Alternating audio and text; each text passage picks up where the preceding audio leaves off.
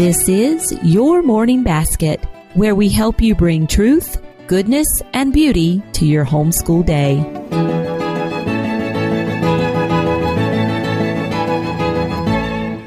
Hi, everyone, and welcome to episode 24 of the Your Morning Basket podcast. I'm Pam Barnhill, your host, and I'm so happy you're joining me here today. Well, I am so excited to bring you today's guest. It is Dr. Kevin Vost. Now, Dr. Vost is the author of the book Memorize the Faith. And in Memorize the Faith, he lays out for us some ancient and medieval memory techniques that people have used for a very long time to memorize information. It's really fascinating. The conversation we had focuses on memory in general and how it works, but also these kind of fun and different techniques you could use to help your kids memorize or even memorize things yourself. I think you're really going to enjoy this episode of the podcast.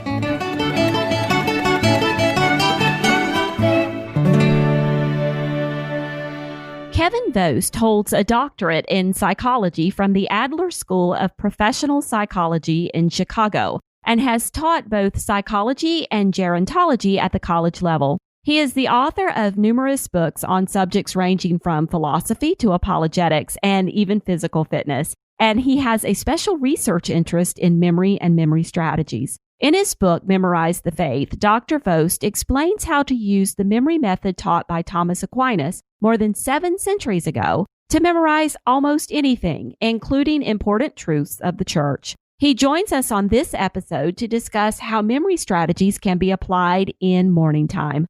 Dr. Vost, welcome to the program. Thanks for having me on, Pam. Well, in an age where information can be accessed so quickly and easily, why do you think it's important to memorize? Okay, that's a great question. And there's been a variation of that question around for actually over 2,000 years. If I could explain, in one of Plato's dialogues, Socrates tells a story of a king of ancient Egypt. And a person comes up to him and presents this new invention.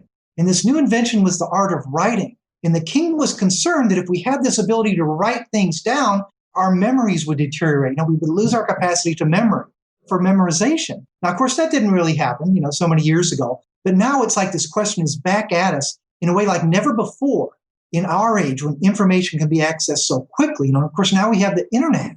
You can get almost any kind of information almost instantly. Yes, so why would we want to still have this capacity to memorize? And I would argue that it's still very, very important to memorize because though the internet is a wonderful tool to get at information, there can be a world of difference between information you can just access and knowledge that you actually possess within your own mind. If I can give a real extreme example here, just think, if you had to undergo a surgery, a medical surgery, who would you rather have operated on you? The world's greatest IT expert, who can look up any medical information in a fraction of a second, or maybe a trained medical surgeon who doesn't know everything about medicine, but he has a lot of that knowledge inside his own head. So I would say in our time, there's a big difference between being able to get at information and actually knowing it. When you actually know it, it builds your knowledge base. And we learn and understand new things based partly on what we've already learned, what's familiar to us. And if you train your memory, you grow your knowledge base, it becomes much more easy to pick up new information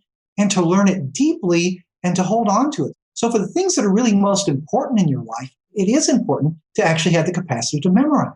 Oh, that's such a great answer. I mean, the analogy you give there really kind of drives it home. Well, do you think there's virtue in the practice of memorization? Yes, and I'll say in 2 ways. The topic we just talked about, in our information age, one of the great blessings is we can access so much vital information. I mean, the internet searches are a godsend to me, but also that we become at the risk of being overly distracted. Our attention is just pulled this way and that by all the links and all the information out there. So there's an ancient distinction in terms of virtue and vice that St. Thomas Aquinas talked about. He talked about a vice of curiosity, which meant being distracted and focusing on things that don't matter, versus a virtue of studiousness, being able to focus over time on the things that truly matter. So training ourselves to memorize really does help that virtue of studiousness. But there's also another link there that St. Thomas and St. Albert the Great, his teacher, wrote about. When they wrote about the practice of memorization, how to improve your memory, they did it in the context of describing the virtue of prudence or practical wisdom, because they said to achieve virtuous goals in the future, We're going to act now in the present, guided by the lessons we've learned in the past. So he said, in some ways, memory is the most important aspect of practical wisdom because, our past memories guide our future behaviors and not vice versa. So I'd say there are very important links in the memory capacity between that virtue of being studious and also prudence, practical wisdom. Oh, wow. Yeah, that's really good. How the memories that we have drive what we will do in the future. Yeah, I never thought about it like that. That's what we learned about our faith, the experiences, that we've had over our lifetimes. Yeah, those help guide how we're going to act in the future. Well, how did you first become interested in memory? Well, it's interesting. It was, supposedly by chance. I just went to our local Lincoln Library's annual book sale where they sell books that people don't read anymore. And I invested about a quarter in this slim little book on memorization. And it was the best investment I ever made. This thin little book gave some basic memory techniques, how you can use these practical techniques. It didn't really give the history or background. It just said, here's how these work. Here's how you can use them. And I did it. I used it. I discovered this in my late teens. It made the rest of my schooling for my college degrees, bachelor's, master's, my psychology license. It made them almost a piece of cake when it came to terms of memorization because I found these were so useful for me that when I did my own master's thesis in psychology, I decided I would do that on the actual scientific research on how our children's memories aided when they're taught specialized memory techniques. And then later, my doctoral work was at an Alzheimer's center, and I worked with people with various kinds of brain damage. And we studied memory, how it's lost in Alzheimer's disease, what happens to memory through the process of normal aging, through our research on volunteers, including sisters of several religious orders. Also, I had the opportunity to work with some patients with brain damage and help teach them these memory techniques. And with certain patients, we had, really some impressive results. So since I was in my late teens, so what's that now? Over 30, 35 years or more now, I've been really involved in these memory techniques in one way or another. Okay, so you would be the perfect person to tell us in layman's terms exactly how memory works.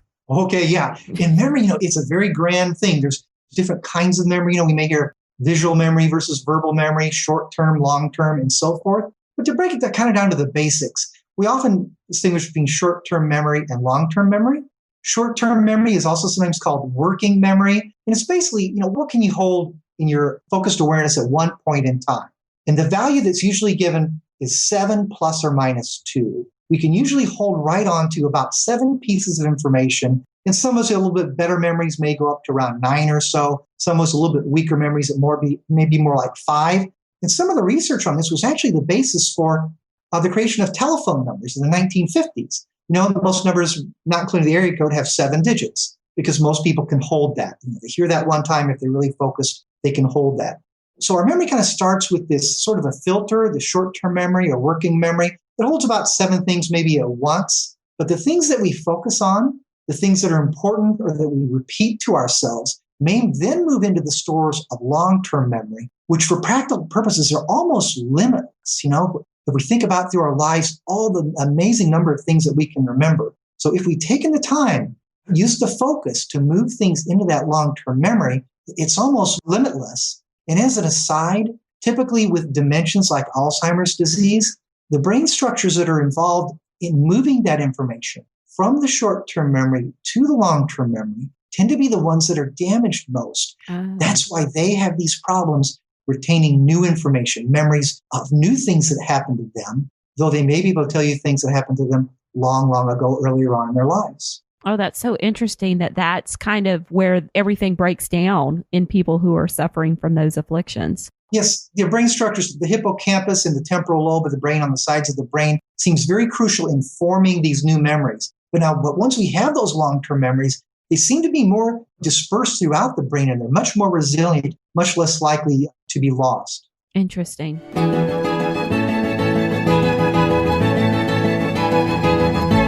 Well, and you told us that the capacity of human memory the long-term memory is pretty much limitless. So how much of memorization is discipline and how much is natural ability? Yeah, that's a great distinction. The early people who wrote about these memory techniques, ancient Greeks and Romans, often distinguished between what they called natural memory and artificial memory.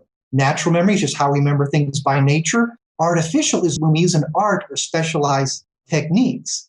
And some people will by nature have very good memories.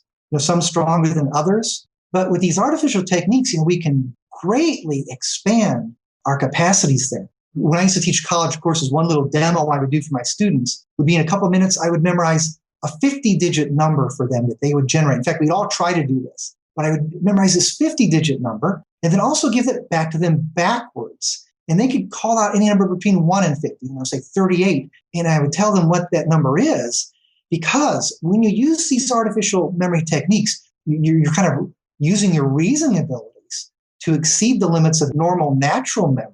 But being blessed with, as human beings, with intellectual souls, with the ability to reason, we can greatly enhance even our memory abilities. And I'll say one other thing on this regard, because I find it very interesting. At times they've done research on people who have naturally very powerful memories, comparing them to people who have trained their memories in advanced specialized techniques. And typically the people with more normal memories who have been trained in the techniques do outperform the people with naturally powerful memories. Oh, that is interesting. So you're saying that you're using reasoning skills to improve your memory technique. And I know that one of kind of the tensions sometimes in the educational world is, well, we shouldn't spend all of our time memorizing. We should spend our time doing critical thinking or reasoning. But really, you're saying that you're strengthening both when you're using these memory techniques, because you're using these reasoning skills to remember more. Yes, there was a Russian developmental psychologist who kind of summed this up in a pithy way. He said, for the young child, to think is to remember. When you ask an opinion, they're going to maybe regurgitate what they've learned from someone older. But for the adolescent, to remember is to think. By the time we reach our teenage years, we have those abilities where we can kind of harness our own abilities and remember and think better. Yes, by using those reasoning skills. Now, I will say sometimes memory has, gotten a rap, and maybe sometimes deservedly so, for when we stick to what's called rote memorization, where you can just parrot back words without comprehending the meaning behind them. So these techniques, though, they're not there. That's not what they are. You're memorizing key words so then you can ponder them and think deeply about important meanings. Okay. Yeah. And we're going to talk a little bit more about that. But first, I think what I want you to do is, can you describe for the audience the method for memorizing that you talk about in Memorize the Faith? What are the historical roots of this and how does it work? Sure. And I've also found this fascinating.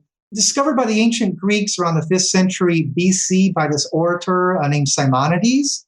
It was passed on to the West through the writings of Marcus Tullius Cicero, a great Roman who lived in the time of Julius Caesar. It had a history of being used by public speakers.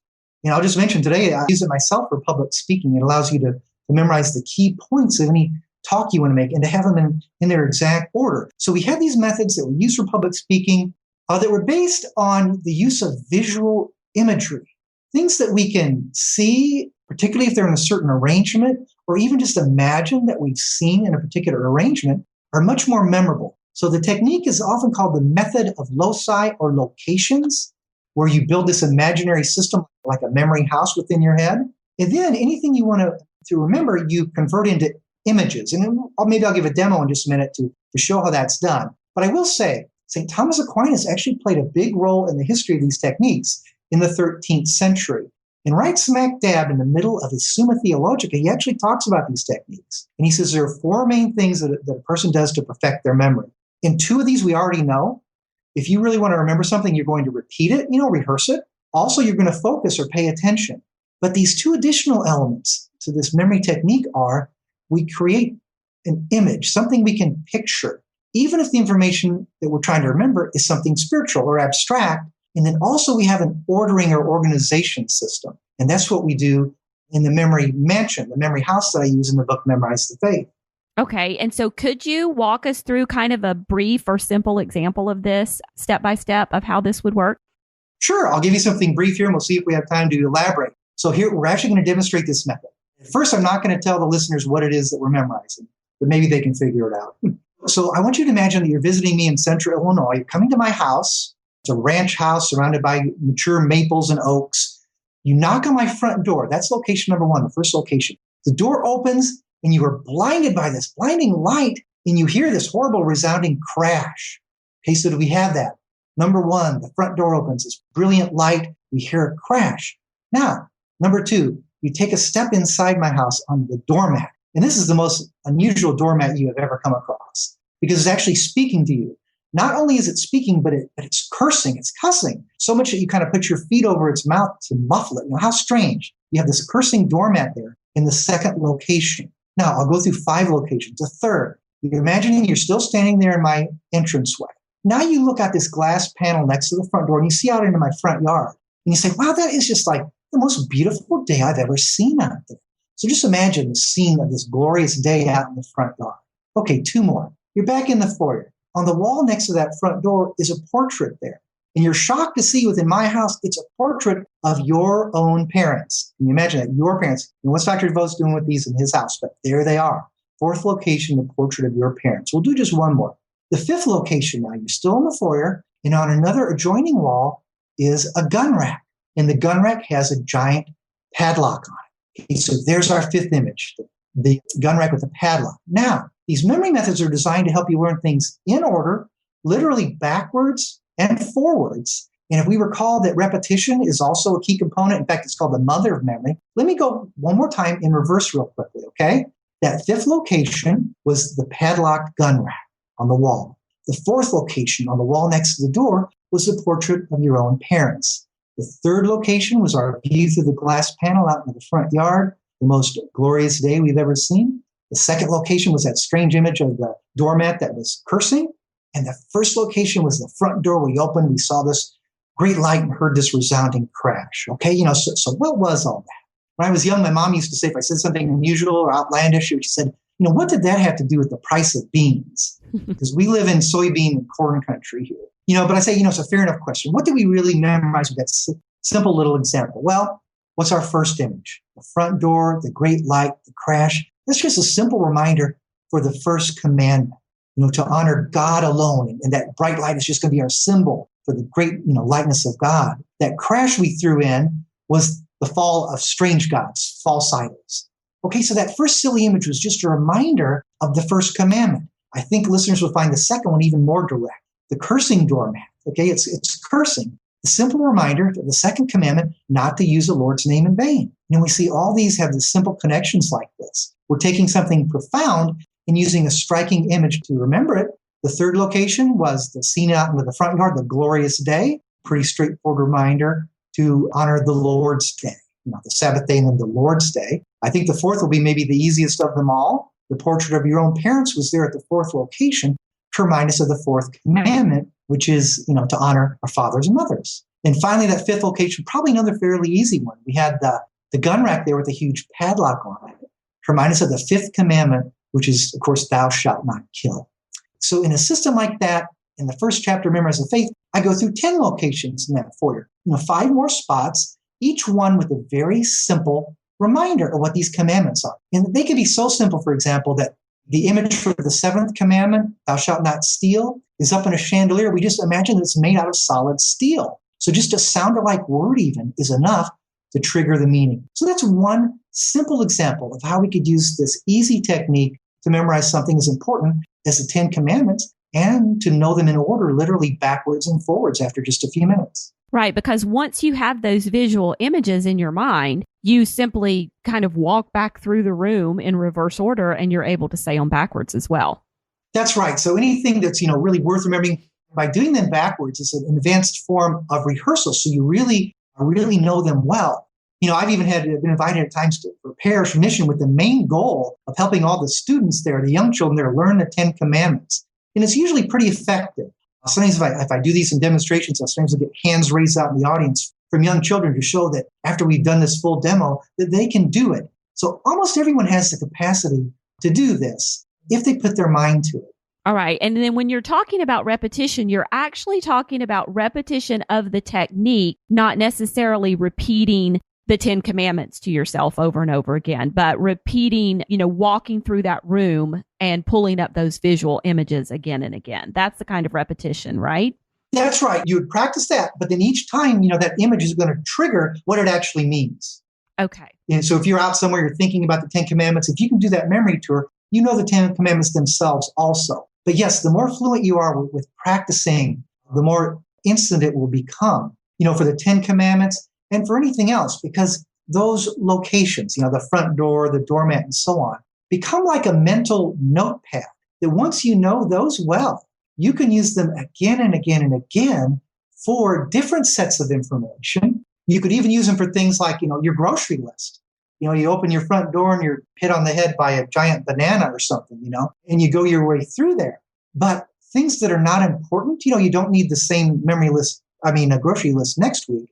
The things that are not important, you won't repeat. Therefore, you'll lose those. But the location system itself, you'll keep. And things that are important, like, for example, the 10 Commandments, you'll, again and again, and you can keep them over long periods of time.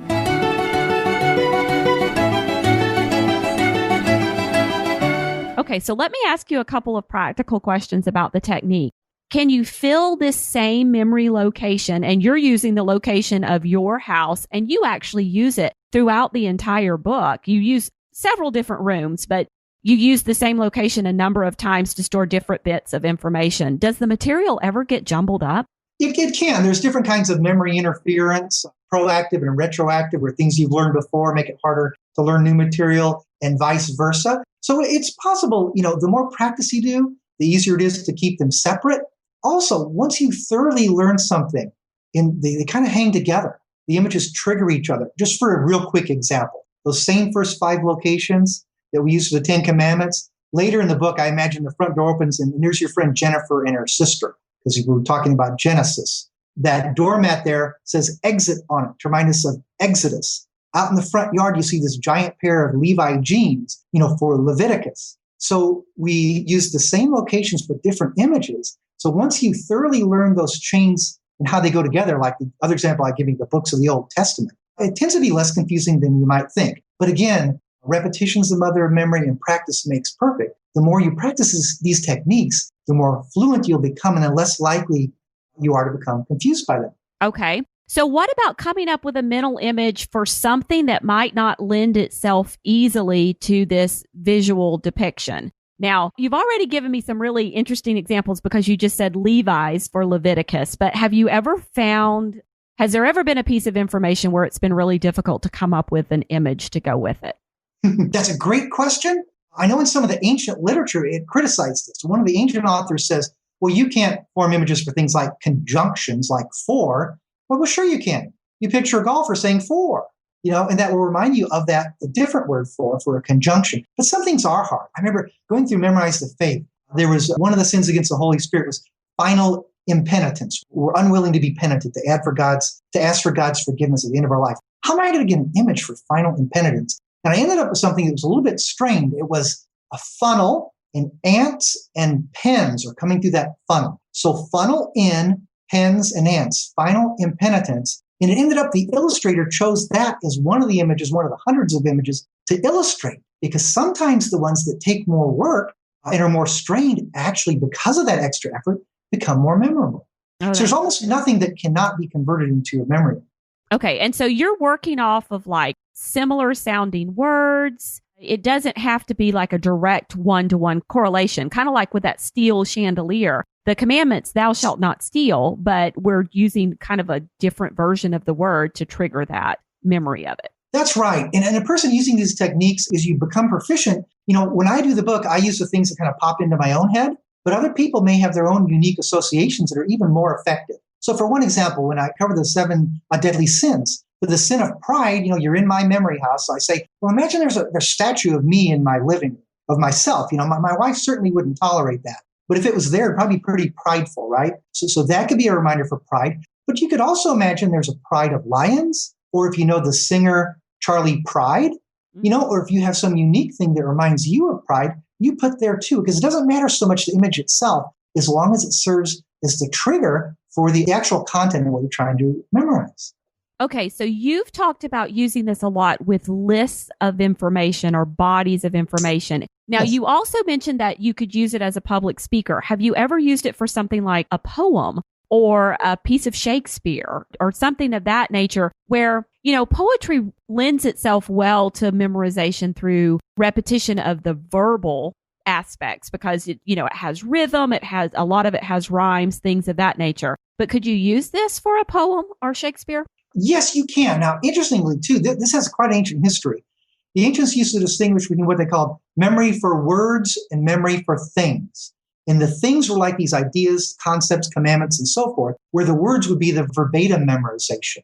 And it would be cumbersome to do this with every word in a passage. But for certain words, certain keywords, you can line them up in the order they appear in the poem, and it can help a person who is having some problems memorizing. So my own recommendation would be, do it the old-fashioned way. Make sure you know the exact words. But if you find it's not working well, if you find you're getting stuck, then pull out these locations and set some of these key words there in key locations to help you remember what comes next. So they're very, very adaptable.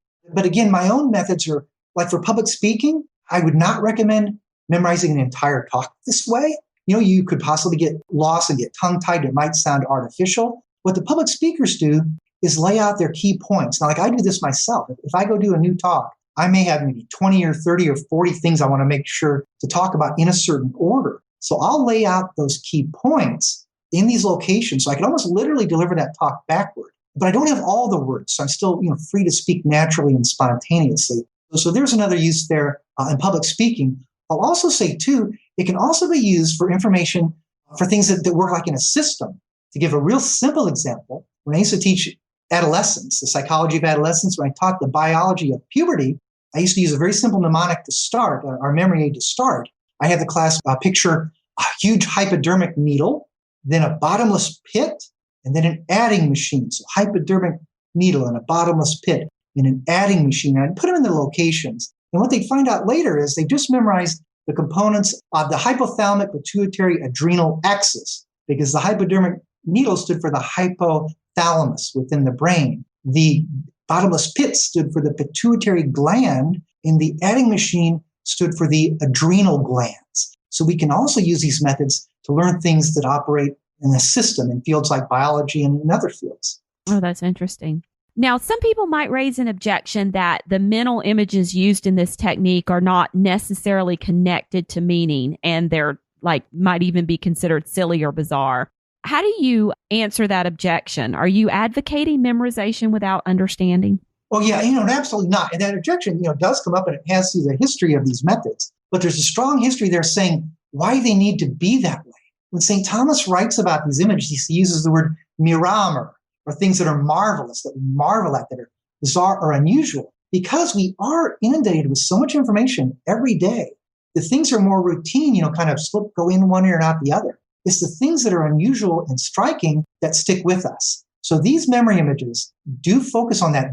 Because they're unusual, they tend to be exaggerated or humorous or just surprising. Those do become more memorable. And also, these memory tours kind of relate to a story. You're going through a tour, you're walking through this house, you're remembering these things. So you're taking information that's kind of like rote information and turning it into experiential information, like something you've actually lived through. And that also makes it more memorable. Now, so what I'm saying, so the images themselves don't have to convey the meaning. But when we set them up, we want to make sure we do know the meanings and that they can trigger them for us in order. So if you're sitting somewhere where you don't have access to other information, you can go through your head, recall these images, and then start thinking deeply about the things that they represent.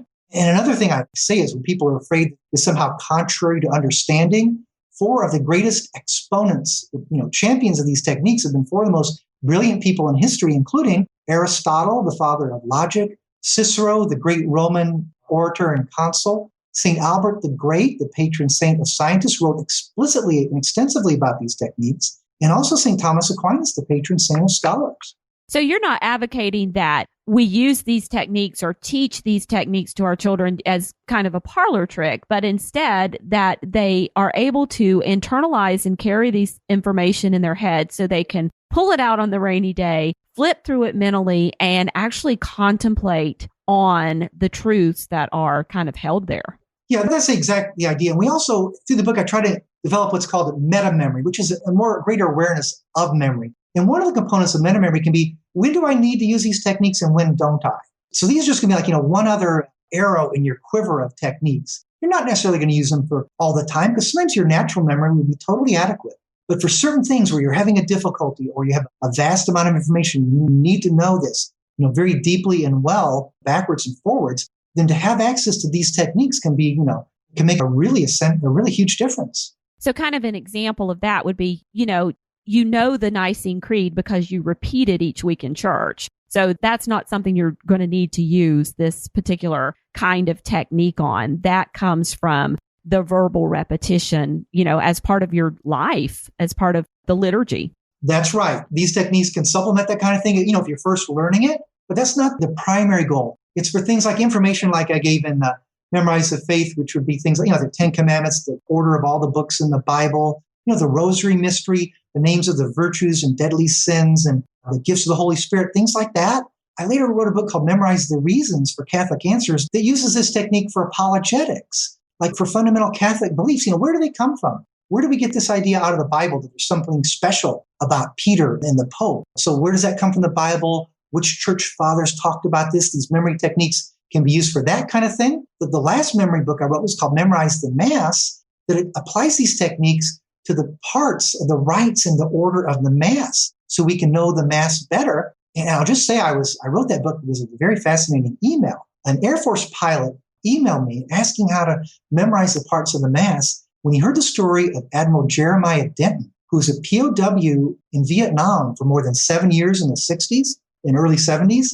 And it said part of the way he survived years of isolation and torture was that he went through the Mass in his head every day. It stabilized him. I later learned there was a Maryknoll bishop, James Walsh, who also mentally repeated the Mass and the Rosary when he was held captive by communists. So just this idea that there's so much that we might not think to really deeply memorize, like the very structure of the Mass, can be a wonderful thing that can lead us into a deeper love and appreciation for it, whether or not we ever find ourselves, confined by communists.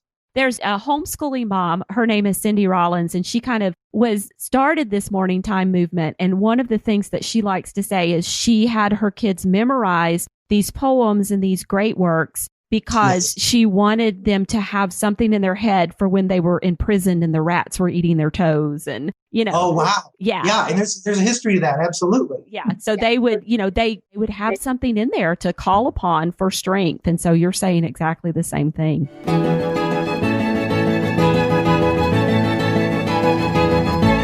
Well, your book focuses mainly on applying the memory mansion technique to church teachings. And then you mentioned earlier biology. So we could use this for any kind of academic information we want to learn too, correct? Yeah, absolutely. I'll give you one real life example. There's a priest a few years ago who demonstrated to the parishioners that he named off all of our presidents in order.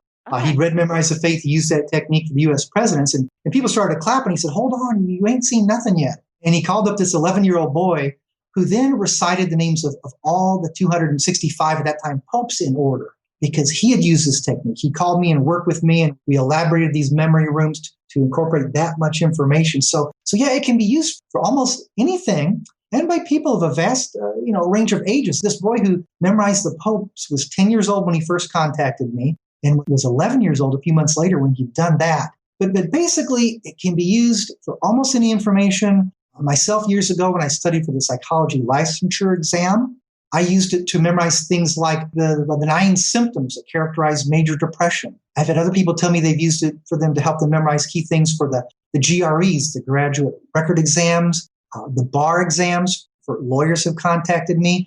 Some of the research on these methods were also used in learning foreign language vocabulary. They tend to be very powerful when you form these images that sound like the new word you want to remember, but then also convey the meaning. So for almost anything you have to memorize, there's probably a way to adapt these techniques. Okay, I wanted to stop you right there. So could you give me an example of whatever foreign language you're most proficient in, whether that be Latin or Spanish or Italian or whatever? Could you give me an example of a vocabulary word and how you would do that?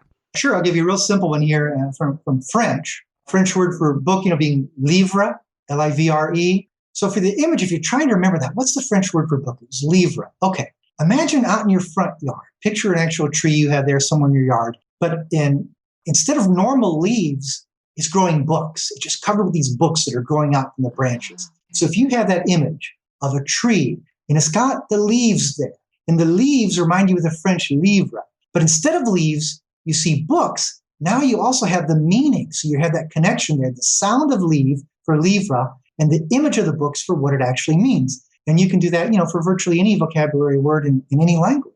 Okay, good. Interesting. But I do want to point out to everybody that would not be done in isolation. You would not just imagine a tree with leaves, that it would be done as part of this memory palace location that we talked about earlier. So maybe as we're memorizing our French vocabulary, when we get to the third step in our doorway, we turn and look out that glass pane window and we see that tree with the leaves. Yes. For anything like just a few months ago, a coworker had a second grader who had to learn 40 new vocabulary words. And for young kids, new vocabulary words are almost like a foreign language because they don't know them yet. And she just went through their own apartment and set up these locations. And they created these images for every word. And her son memorized all 40. The teacher said this is the first time anyone ever did this on the first try. So yeah, they can be used. They can be powerful tools if you take the time to master the technique and use them as a whole. Because we're really got a variety of these memory techniques. And sometimes they can be combined and used together.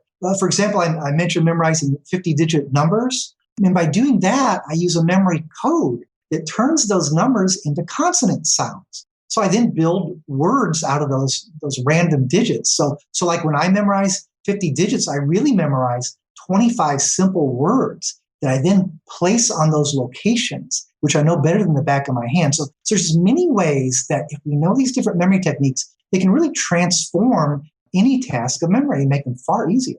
Okay. And so could it be used for math facts? Because, I've got some kids that age.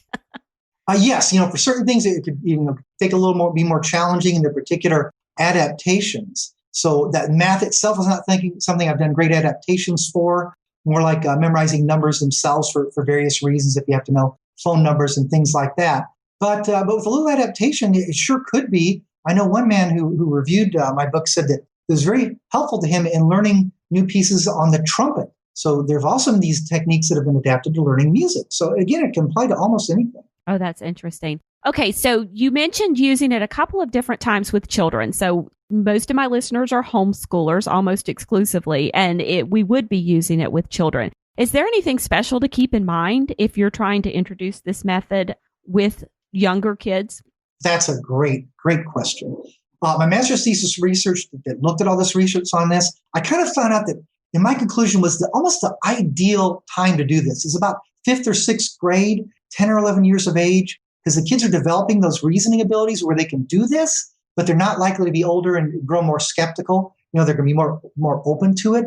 So usually at that age, the kids can master these techniques. But I will say some studies showed, for example, 2nd graders trained in these techniques were able to outperform 5th graders who weren't.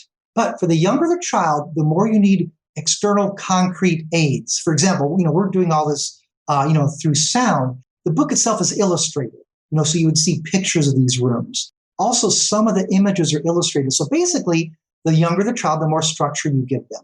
You show them actual pictures or allow them to draw pictures. And the older the child becomes, the more they're going to be able to do this entirely within their own heads. And for me, like I said, it seemed like the primo age, the choice age was maybe around 10, 11, 12 years or so. Okay, so it's kind of like with almost anything, back to the math example again, the younger the child, the more concrete it needs to be. And the older they get, the more abstract you can make it. Exactly. When psychologists like Jean Piaget talked about the different reasoning abilities that develop with age, his higher stage of the formal operations typically start maybe around age 11 or so. So it illustrates again that these memory techniques really are reasoning techniques because you have to have that reasoning capacity to really be able to fully utilize them. So in teaching a younger child, say a 1st or a 2nd grader, the technique, would it be helpful to actually walk through your house?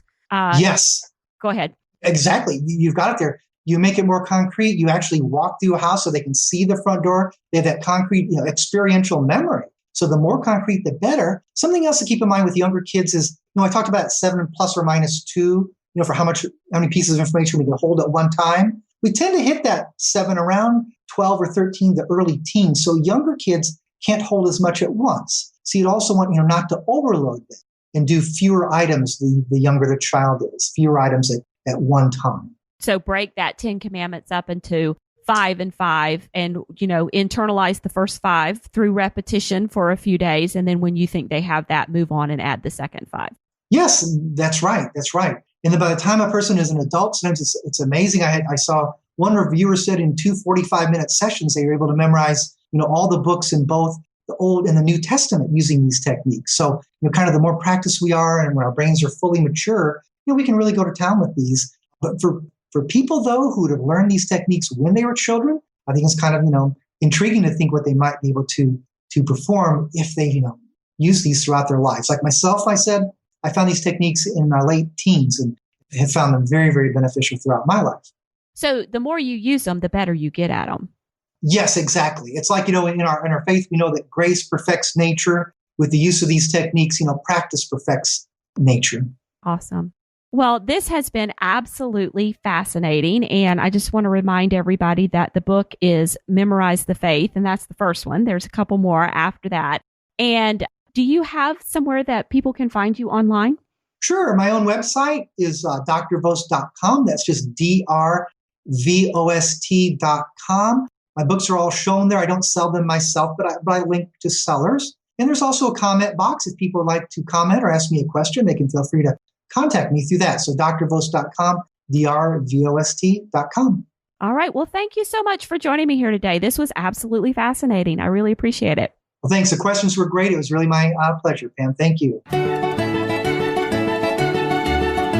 And there you have it. Now, if you would like information on any of the resources or books that Dr. Vost and I talked about today, including his own books, you can find links to those in the show notes for this episode. And those are at pambarnhill.com/YMB24. The basket bonus for today's episode is a memory work tracker for you and your family. We have this lovely printable Your Morning Basket memory work tracker that you can print out and slip right into your morning time binder to keep track of all of the things that you've memorized. We will be back again in another couple of weeks with another fun interview. Until then, keep seeking truth, goodness, and beauty in your homeschool day.